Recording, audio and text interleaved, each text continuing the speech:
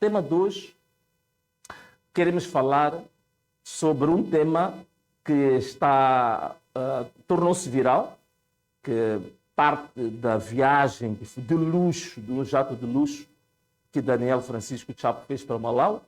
Sei que está sendo muito debatido.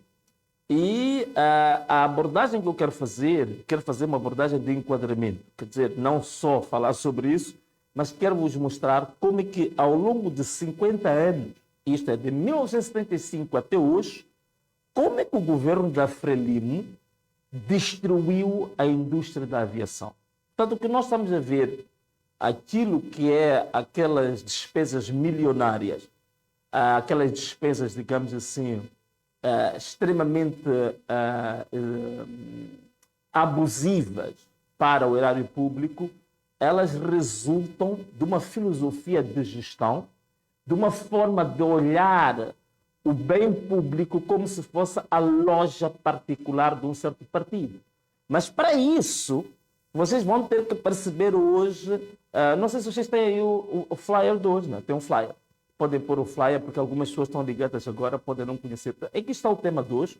Portanto, 50 anos de decadência da indústria de aviação em Moçambique.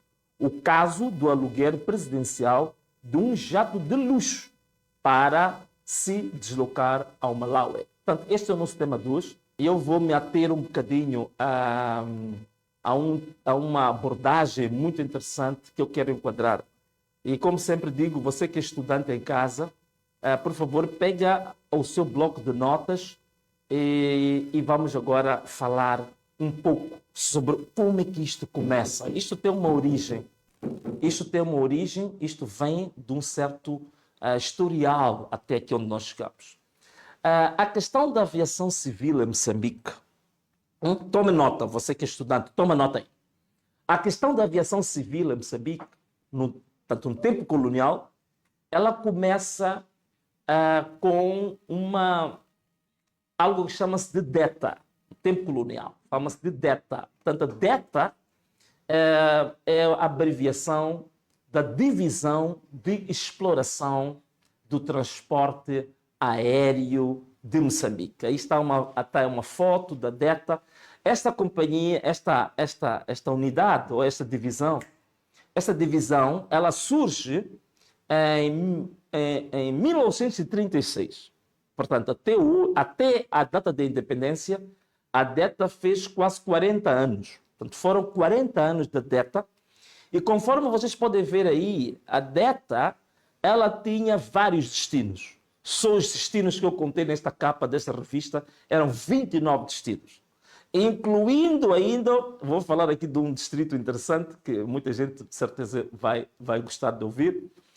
Tinha como um dos destinos da DETA na altura, a nível doméstico, era Alto Moloque, só para vocês fazerem ideia. Portanto, Alto Moloque, Massinga, portanto, vinham vários destinos e fazia isto com muita regularidade. Para além disso, a DETA também, nessa altura, ia para o Malawi, para o Zimbábue, que eram, digamos assim, ainda era uma espécie de uma federação, para o Malawi, para o Zimbábue, para a África do Sul. Portanto, tinha vários, tens aí também uma foto que foi tirada portanto, um pouco antes da independência, que mostra claramente a envergadura desta companhia. E uma das questões que eu queria salientar aqui é que a DETA, nessa altura, ela já era reconhecida a nível da África como uma das maiores companhias de aviação da África. E só a infraestrutura que nós tínhamos, portanto, os aeroportos que nós tínhamos em Moçambique, em Moçambique foram construídos muitos aeroportos. Porquê? Porque havia limitação em termos de transitabilidade de via terrestre. Então, o que aconteceu é que, no tempo colonial, foram obrigados a fazer vários aeroportos. Mas acreditem que era considerado uma das companhias com das melhores infraestruturas aeronáuticas de África. De África. E não era só a nível africano. A formação de pilotos que havia nessa altura era das melhores formações que nós tínhamos a nível do mundo. Portanto, só para vocês terem uma ideia, depois da independência, em 1975, muitos dos pilotos da DETA foram contratados para grandes companhias em 1975. Por exemplo, a Singapura, quando decidiu ter a sua companhia de bandeira nacional, que era a Singapore Airlines, contratou vários pilotos, lançou um concurso internacional para contratar pilotos. Dos pilotos contratados para Singapura, 98% dos pilotos eram pilotos da DETA de Moçambique. Só para vocês perceberem a dimensão, a grandeza e a qualidade que tinham os pilotos da DETA até a altura da independência. Por exemplo, também saíram vários pilotos da própria DETA, mesmo depois da independência de Moçambique, que foram para a Emirates, foram para o Qatar, foram para várias companhias de grande gabarito a nível internacional. Portanto, agora, vamos lá ver o que aconteceu no período da independência nacional. Na independência nacional, nós, como vocês sabem, era DETA LAM, só em 1980 é que a DETA converte-se nas linhas aéreas de Moçambique. Um dos marcos importantíssimos que nós temos depois da independência nacional é o famoso DC-10. Uma aeronave, esta aeronave aqui, muito famosa, muito conhecida.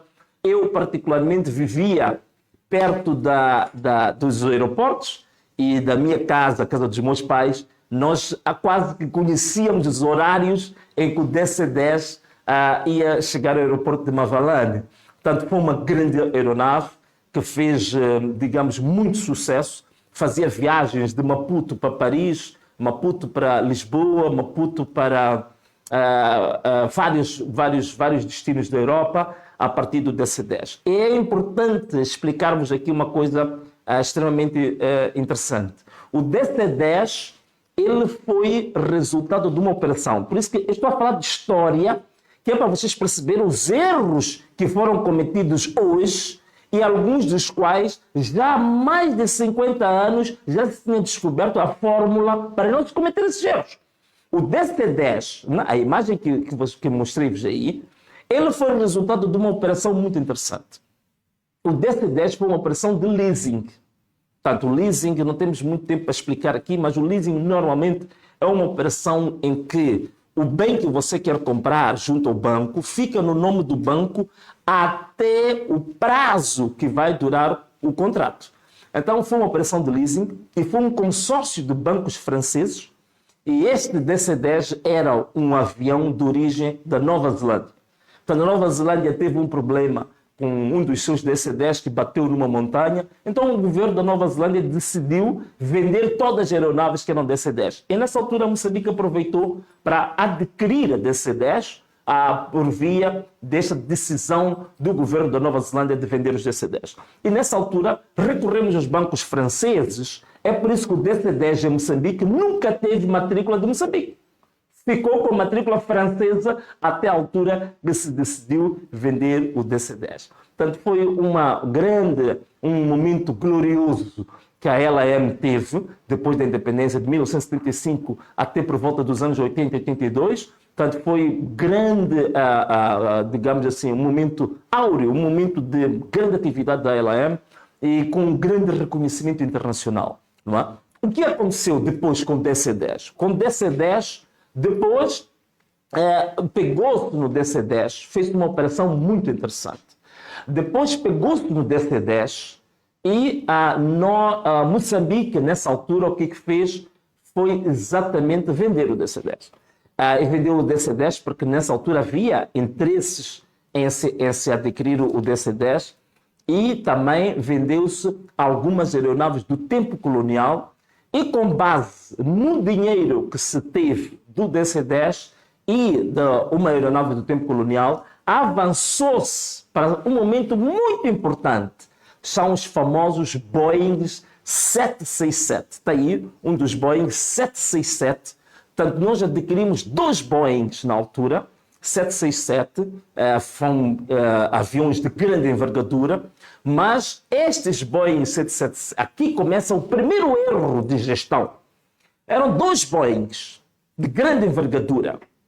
Eu vos falei que o DC-10 foi adquirido via leasing, de uma operação de leasing com bancos franceses. No Boeing 767, adquiriu-se um dos Boeings via leasing, portanto, o peso da dívida em Moçambique era sustentável, mas comete-se o primeiro erro. Agora aqui começamos a falar de como é que se começou a escangalhar a indústria da aviação em Moçambique. Comete-se o primeiro erro nessa altura, a adquirir o segundo Boeing 767 por via de compra direta.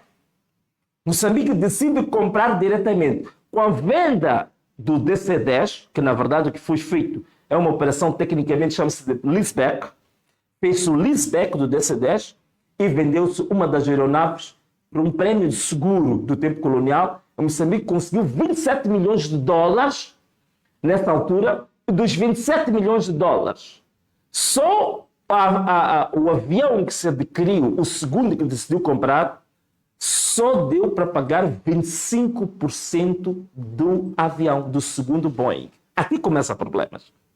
Porque se nós tivéssemos, nessa altura, optado pela via leasing, não começava, aqui está o segundo Boeing 767, começa o problema quando Moçambique decide pagar e comprar o Boeing desta envergadura. O primeiro Boeing foi leasing, o peso da dívida era menor, o esforço do serviço da dívida era menor, mas decidimos comprar o segundo Boeing.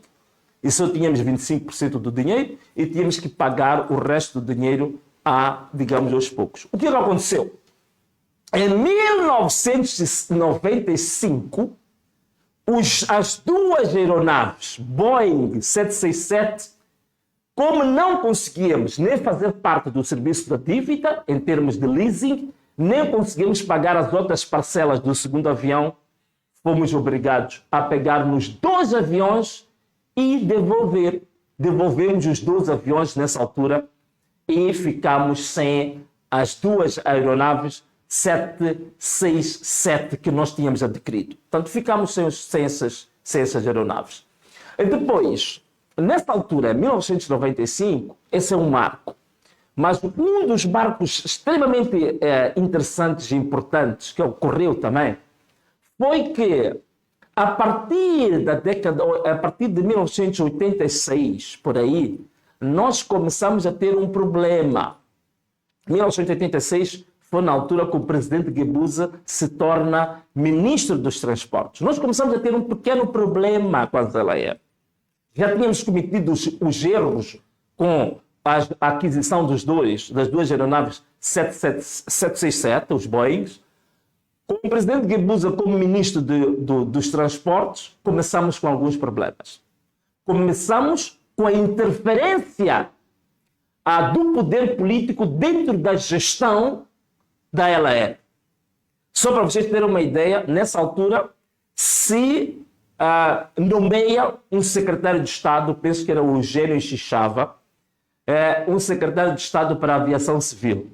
Uma pessoa que nada percebia da aviação civil, e começa essa fase, digamos assim, em que o Partido Frelimo usa as LAM como se as LAM fossem uma espécie de um banco privado do Partido Frelimo.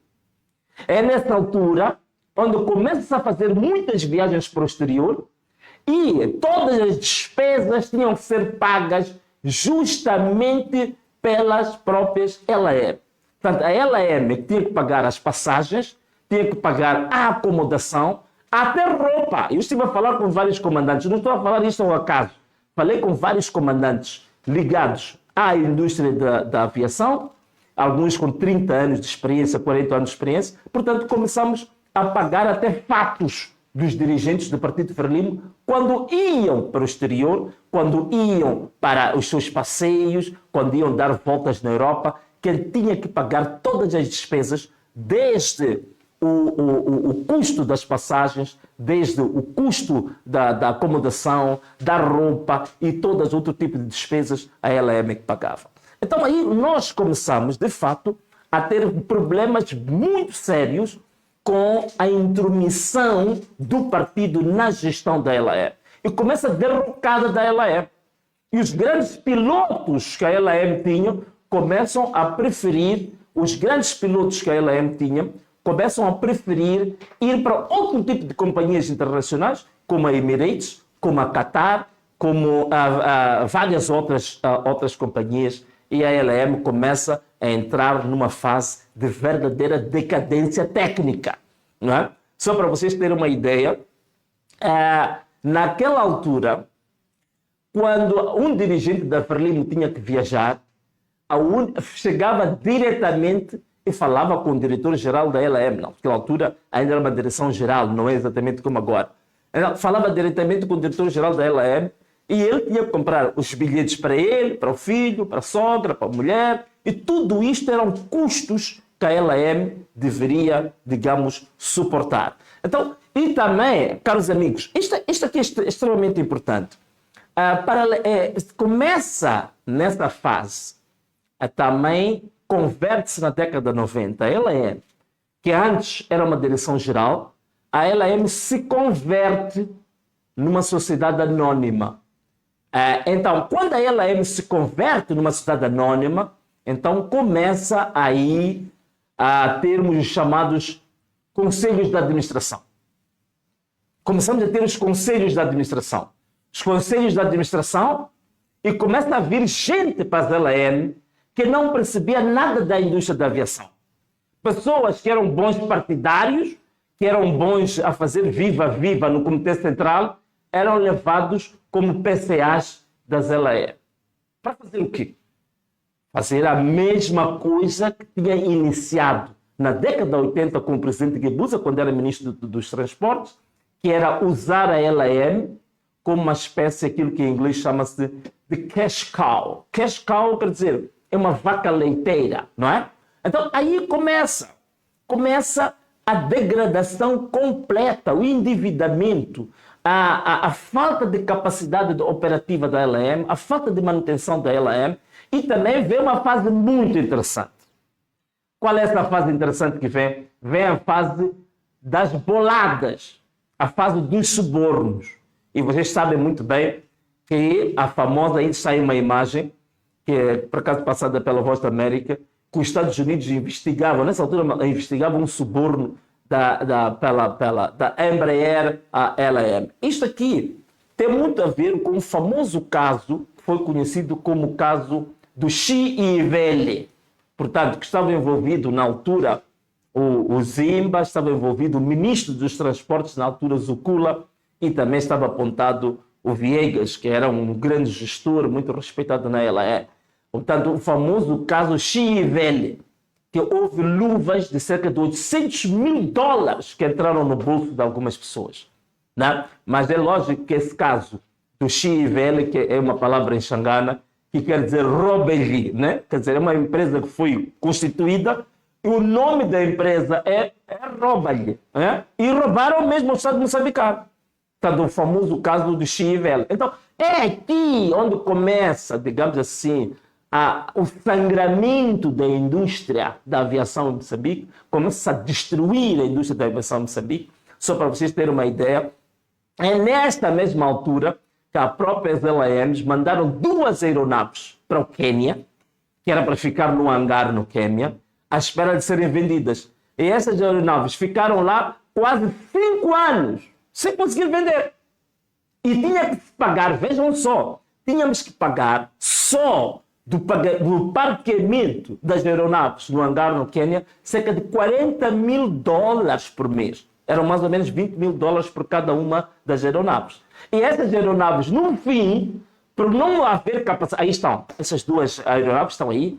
Ficamos a pagar $20 mil por cada uma delas. Estavam no hangar no Quênia, que não se conseguiu vender. E vejam só o que fizemos. Começamos a vender essas aeronaves em peças. Né? Vocês conhecem a scripteada, né? Como os jovens costumam dizer. Quer dizer, começou a LM virar uma empresa sucateira. Começou a vender em peças, um parafuso aqui, uma hélice ali, não sei, uma turbina ali. Vejam só o que é que nós nos tornamos. É nesta mesma altura que suspendemos os voos para a Harare, os voos que eram feitos para Malawi, para o Zimbábue, os voos também para Lisboa suspendemos. Eu acho que temos uma imagem que mostra isso. Há uma suspensão dos voos que foram feitos para vários destinos que a LM tinha na altura e que tivemos que suspender isso. Só para vocês terem uma ideia. há 89 anos, em 1936, a DETA já voava para Blantyre, a DETA já voava para Salisbury, a DETA já voava para vários destinos domésticos e internacionais. Agora, no tempo moderno, que temos petróleo, temos gás, temos diamantes, temos tudo, nem sequer conseguimos manter um único voo para Lisboa. Aí está a notícia que saiu no Jornal do País, que nós suspendemos os voos para Lisboa, para Arara, para Lusaka. Portanto, começa naturalmente a grande decadência da LAM nessa altura. É no mesmo tempo, por exemplo, que nós começamos a ter voos da LAM para as campanhas, para os congressos, para as reuniões do Partido Frelimo, que era usada a própria LAM, que já estava endividada, mas mesmo assim ainda sufocavam ainda mais a LAM. Nós, por exemplo, há uma das coisas, os secretários-gerais da Frelimo, eles, quase todos eles constavam da folha de salários da LAM. Até temos uma pequena notícia, penso eu. Aqui está. Esta é uma notícia recente de um jornal que foi e verificou-se, por exemplo, que o atual secretário-geral da Frelimo, ele ainda consta, não sei agora, mas na altura da notícia, constava da folha de salário da LAM. Da folha de salário da LAM. Portanto, isto era uma coisa extremamente frequente. Portanto, usar a LAM como uma vaca leiteira, destruição, digamos, da indústria da aviação civil, portanto, foi uma coisa que começou e foi crescendo ao longo de 50 anos. Portanto, o problema que nós hoje temos da aviação civil é um problema de gestão, é um problema de corrupção, é um problema de subornos, é um problema da sabotagem da própria LAM, não é mais do que isso. Portanto, o IGEP, o IGEP, que acabou também tendo um grande, digamos, poderio, uma grande influência sobre a LAM, é outra instituição, vocês já se lembram-se, durante a campanha, durante o meu próprio projeto político, eu disse que existem institutos públicos que tinham que ser eliminados, que tinham que ser cortados. Vocês têm uma imagem do IGEP. Portanto, tinham que ser eliminados, tinham que ser cortados. Uma delas é o IGEP. Portanto, é uma instituição que, basicamente, ela própria não consegue ser viável, portanto, é uma instituição absolutamente inviável, que gera empresas também inviáveis, empresas falidas, e teve uma influência extremamente grande na LAM, sobretudo porque havia, quando a LAM se torna uma sociedade anónima, com 91% das ações do Estado, essas ações eram geridas naturalmente pelo IGEP. Então o IGEP também ia indicando PCAs, um atrás do outro, que todos eles não tinham absolutamente nenhum conhecimento sobre a indústria da aviação. E só iam lá por causa de confiança político-partidária, e isto ia enterrando cada vez mais a LAM. Nós tivemos um período em que em 11 meses a LAM chegou a ter 4 PCAs. Vejam só, 4 PCAs. E de todos os PCAs, nenhum deles percebia patavina sobre a gestão da indústria da aviação. Outra coisa também que destruiu a LAM e destruiu a indústria da aviação em Moçambique foram investimentos inúteis que foram feitos.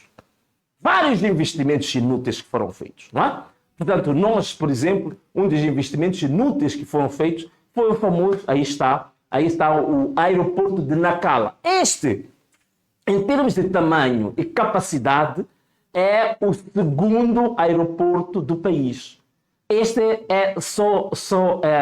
só perde, digamos, lugar com o aeroporto de Mavalane, de Maputo. Este é o segundo maior aeroporto de Moçambique.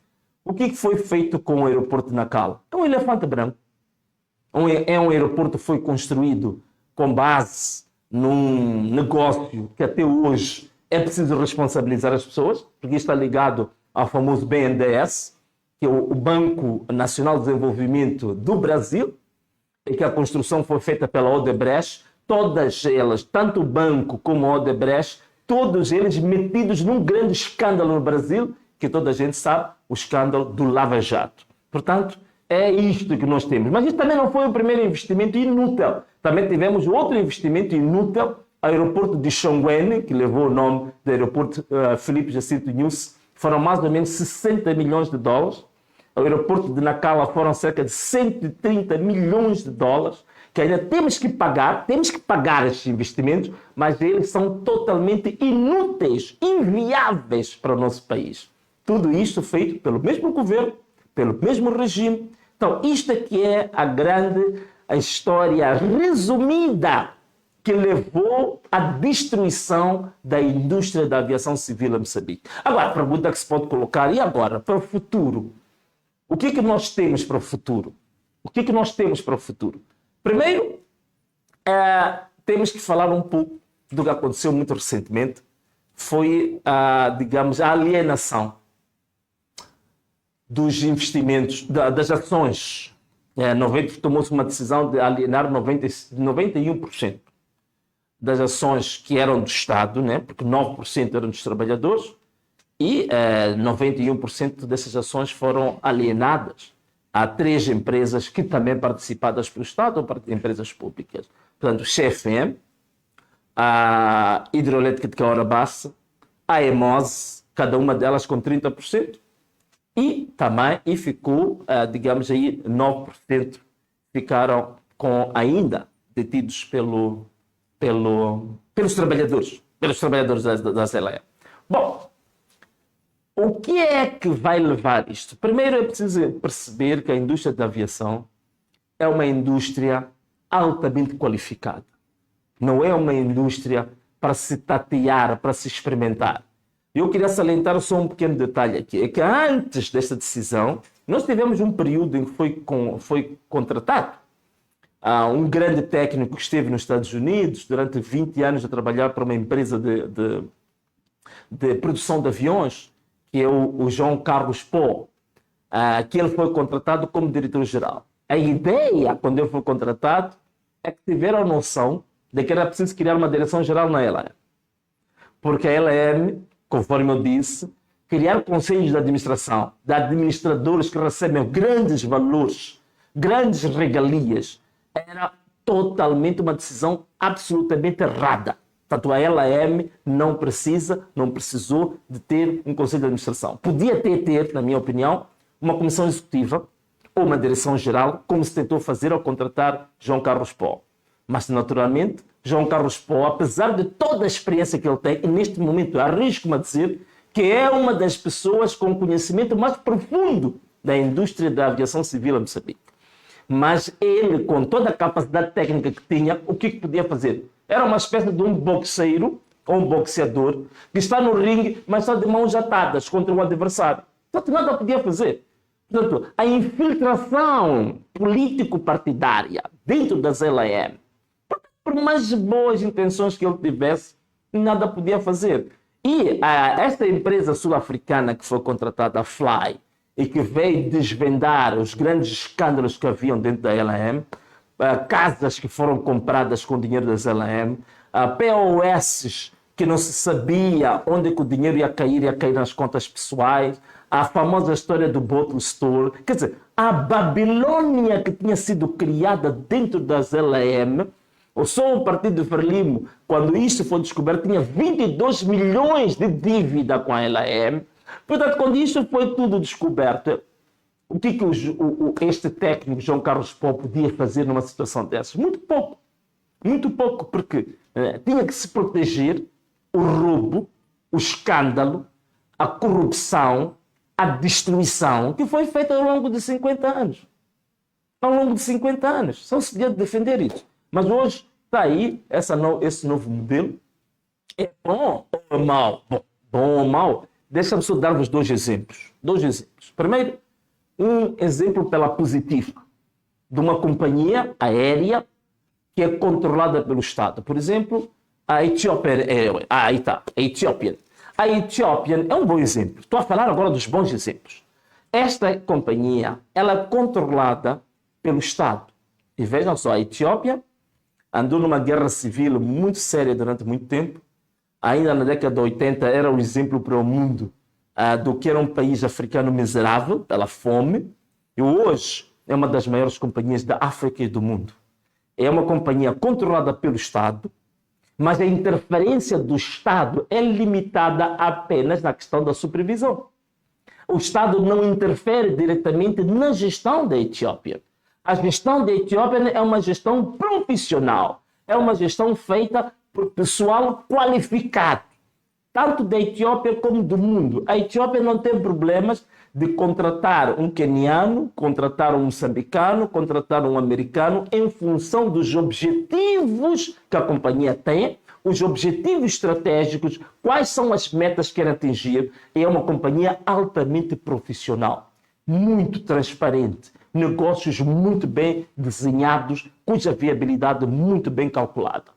Aqui está um grande exemplo de uma companhia controlada pelo Estado, mas cuja gestão é muito boa. Eu estou a usar a Etiópia, não estou a usar a Emirates, não estou a usar o Qatar, porque são exemplos diferentes. O Qatar, por exemplo, o Estado tem dinheiro que baste, né, para comprar 2, 3, 4 vezes a Qatar Airways. Portanto, tem muito dinheiro. Estou a falar de países que não têm tanto dinheiro como a Qatar, como o Dubai, mas que pela sua qualidade de gestão conseguem ser um grande exemplo no mundo.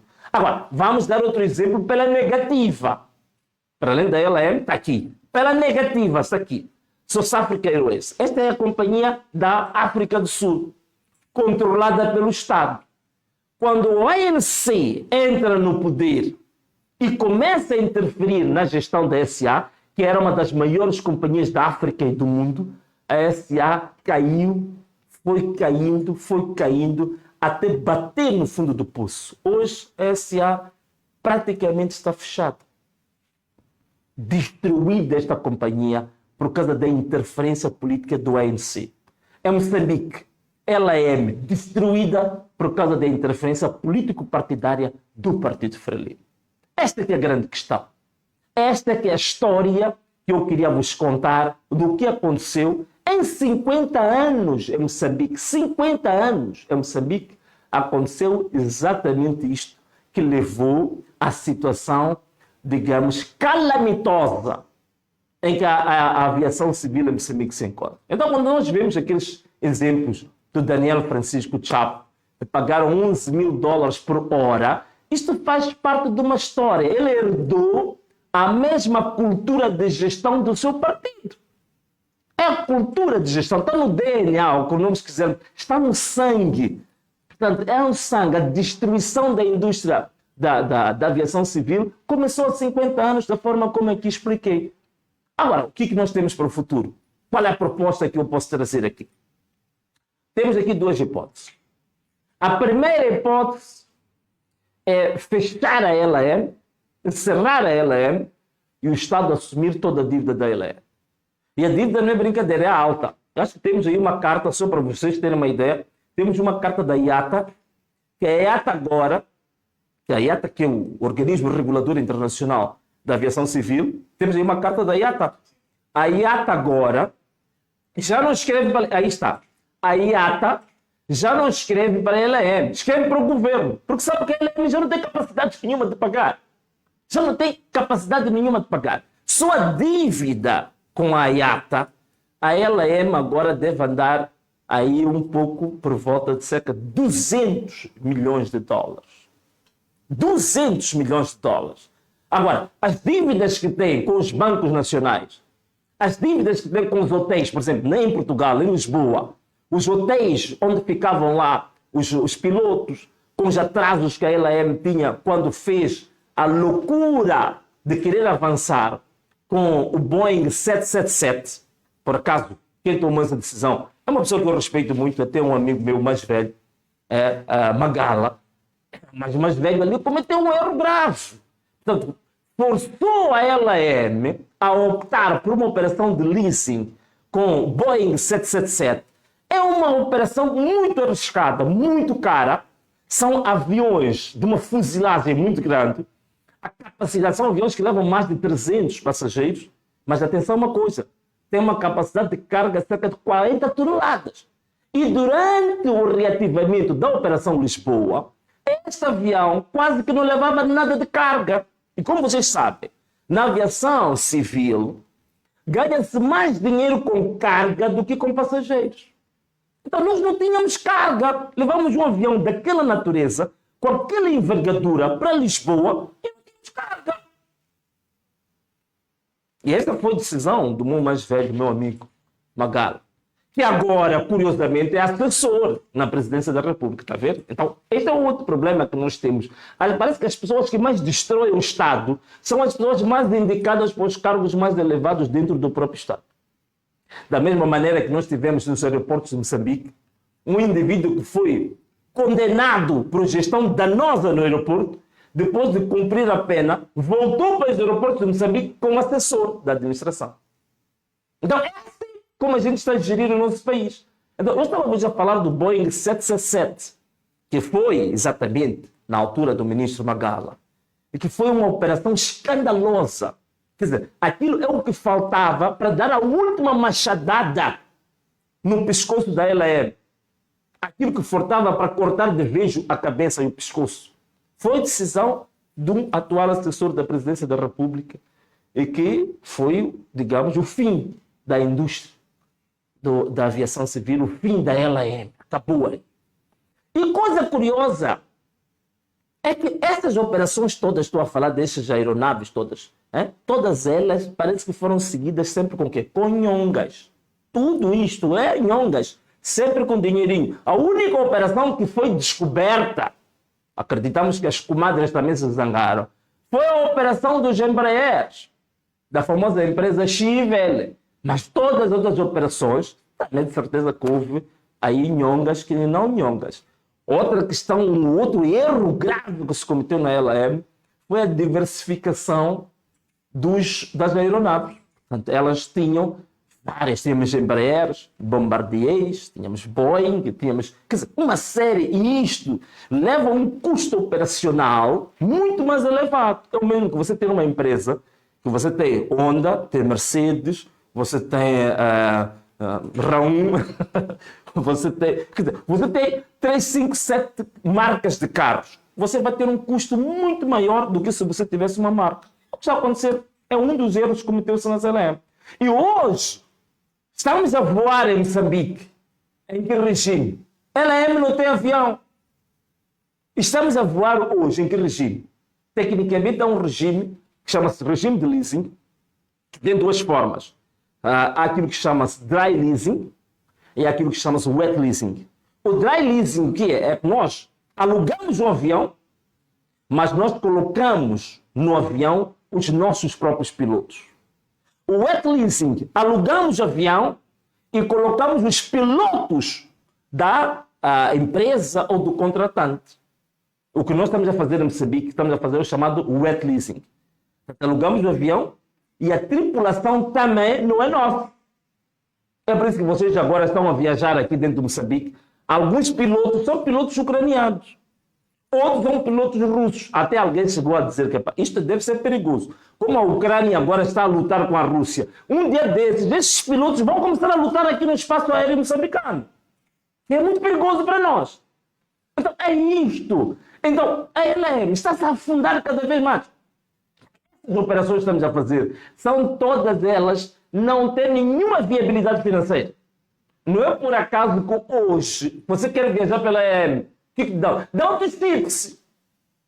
Por quê? Porque já não tem capacidade absolutamente nenhuma. As operações são inviáveis. É por isso que a gente tem que andar a comer chips nas aeronaves da LM. Mas mesmo assim, com todos os atrasos, você sai, nem sabe a que horas é que vai chegar. Você sai, diz que tudo está entregue nas mãos do Senhor. Porque se você entregar nas mãos da LM, você está perdido. A viagem que você tiver fazer em um dia, você vai fazer em 7 dias.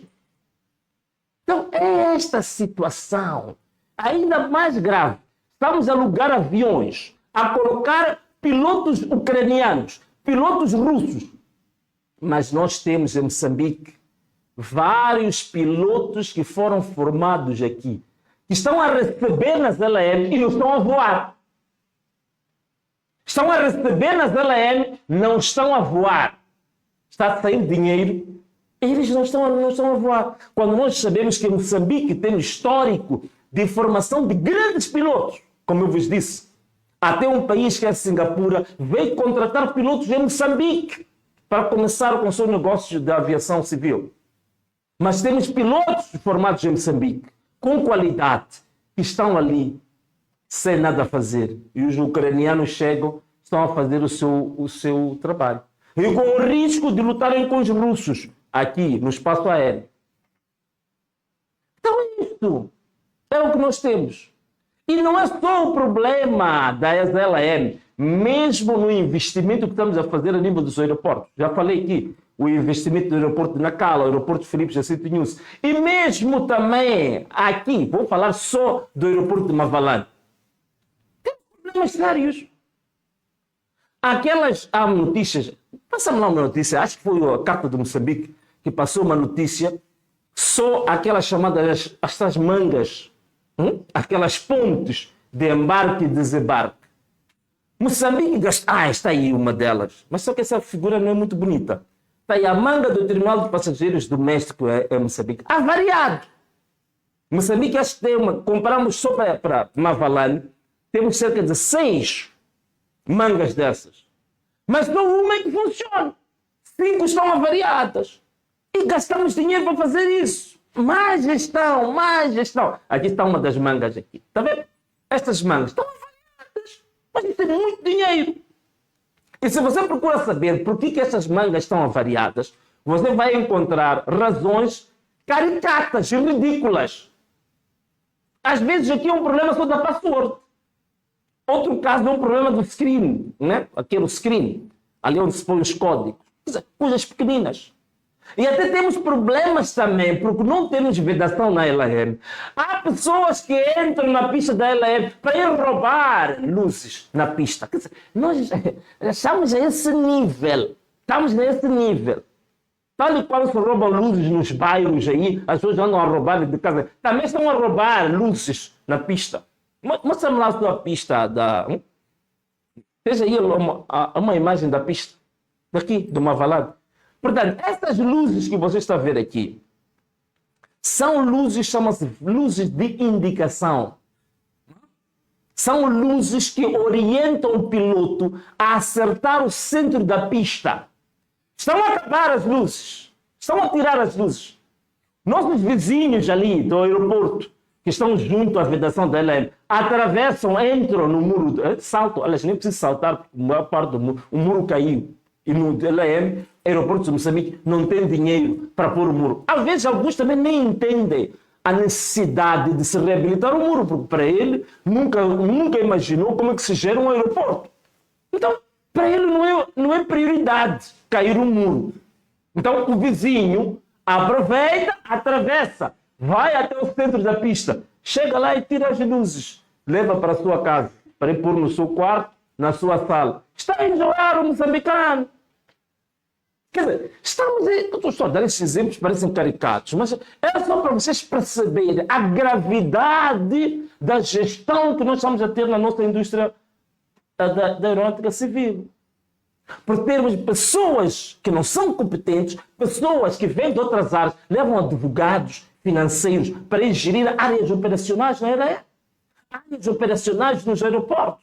Nunca vão perceber a necessidade. Outro dia cheguei ali a vir da Europa. Não havia de carrinho nenhum. Porque perguntei, mas qual é o problema daqueles carrinhos de bagagem? Por quê? O avião veio da Europa com 200 passageiros. LAM só tem 50 carrinhos. Então, como é que 200 pessoas vão partilhar os 50 carrinhos? Quer dizer, são coisas tão pequeninas que nós temos, mas que mostram a gravidade, a incapacidade de gestão. Agora retomou-se o parqueamento, cheio de cancelas. Para você chegar ali e passar aquelas cancelas, é uma grande confusão. Já toda a gente se perde, é um engarrafamento tremendo ali. Então, essa que é a grande questão, meus irmãos. É por isso que estou aqui a perguntar, essas ações para o CFN, EMOS, HCB, vão resolver o problema da LAM? Vão recapitalizar, refinanciar a LAM? Estamos a falar de 130 milhões de dólares prometidos, porque esse capital ainda não está constituído. Prometidos. Mas a dívida da LAM, só com a IATA, são 230 milhões de dólares. Com os bancos, muito mais. Com a indústria do turismo internacional, outro valor. Então, eu me arrisco a dizer que a dívida da LM deve estar próxima do $500 milhão. Deve estar próxima dos $500 milhões. Mais ou menos como a nova dívida oculta que o sustenta, né? Está muito próximo. Então, isto é uma bomba relógio que nós temos. Então, este exemplo dessa viagem que surgiu de luxo de $11 mil por hora foi bom porque tem que se destapar o véu da indústria da aviação civil em Moçambique. Este é que é o debate que a gente tem que ter em Moçambique. Da mesma maneira, quando eu também falei, denunciei o sustento em 2022, 2021, diziam que não era tema. Hoje já descobriram que é um tema. Esta questão da LM, isto é uma bomba relógio. E deve haver uma comissão parlamentar de inquérito para discutir isto. Porque agora nós também vemos, parece que quase que já não temos parlamento. Parlamento hoje parece que é um único partido. Portanto, se tivéssemos um parlamento a sério, era agora para abrir uma comissão parlamentar de inquérito para averiguar o desastre que foi cometido na LE. O desastre que foi cometido com a aeronáutica civil. Um país com grande potencial, com um histórico muito grande, que já forneceu pilotos um pouco para as maiores companhias do mundo, já teve uma das maiores infraestruturas aeronáuticas da África e do mundo, e hoje está uma companhia miserável, desgraçada e atirada ao relento. Caros amigos, solução. Já tinha dito. Primeiro, Estado assume toda a dívida da LE para si, encerra a LE, ponto número 1, hipótese 1. Hipótese 2, pode refinanciar a LE, mas tem que ser com acionistas que tenham de técnica de perceber a indústria aeronáutica hoje, não ir lá para tocar, porque uma das coisas que eu vi é que a nova composição da administração vai ser feita pelos PCAs das 3 empresas acionistas. Isto é uma brincadeira de mau gosto. O PCA da EMOS, PCA da CFM, PCA da HCB, é que vão formar a tal comissão de gestão. Isto é brincadeira de mau gosto. Então, estamos a brincar, continuamos a brincar. E continuamos com estruturas pesadas. Portanto, a hipótese disso dar uma cambalhota é muito grande. Portanto, temos essas duas hipóteses. Fechar a LAM, o Estado assume a dívida, ou então refinanciar a LAM com base em técnicos, com base em empresas qualificadas do mais alto padrão no mundo. E, por outro lado, limpar as contas, limpar a corrupção interna da LAM e responsabilizar aqueles que são os tais chamados nhonguistas, ratos que dizem que foram descobertos dentro da LAM. Portanto, não seja apenas uma mera constatação de que há ratos e há nhonguistas, é preciso pegar os ratos, né, com a ratoeira e dar um verdadeiro destino ao rato. É isso que está em falta. Aí está. Mas antes, por favor, nos ajude subscrevendo-se, deixando seu like, comentando e partilhando. Por favor, nos ajude com isso.